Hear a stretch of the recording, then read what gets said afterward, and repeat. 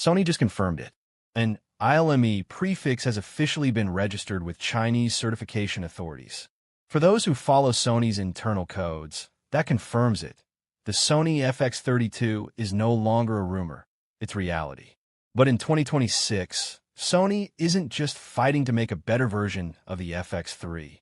They're fighting for control of the compact cinema market.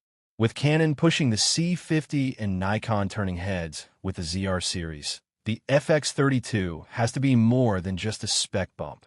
Today, we're breaking down the leaks, the competitive landscape, and whether Sony has the nerve to change the game or if they're about to play it too safe. Sony's product team is fighting a war on three fronts.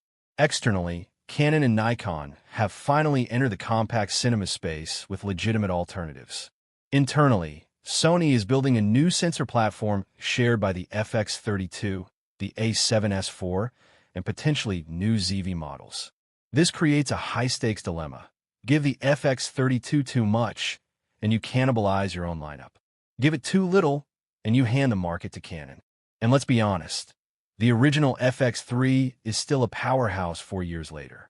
The bar for its successor is incredibly high. So what are we hearing? The most credible leaks point to a partially stacked sensor in the 24 to 33 megapixel range. Sony is clearly prioritizing readout speed and low-light headroom over a resolution race.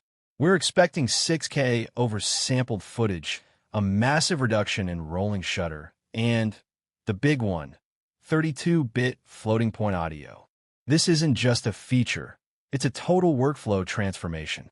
Pair that with next-gen AI-driven autofocus and potentially tuned, cinematically biased IBIS, and you're looking at a camera designed for the solo shooter who can't afford to miss a beat. The FX3 became a legend because it made cinema work accessible. It was consistent, compact, and reliable. The community isn't asking for a revolution.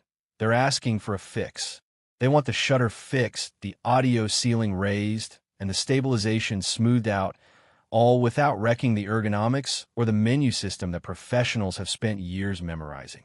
That's a much harder design brief than simply making the best camera possible. The registration is official.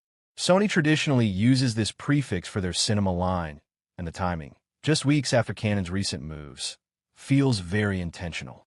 Current sentiment points to a reveal in late 2026, with a price tag expected to hover between $3,500 and $4,000. It's a modest increase that signals premium performance without pushing it out of reach for independent filmmakers. The original FX3 succeeded because it knew exactly who it was for.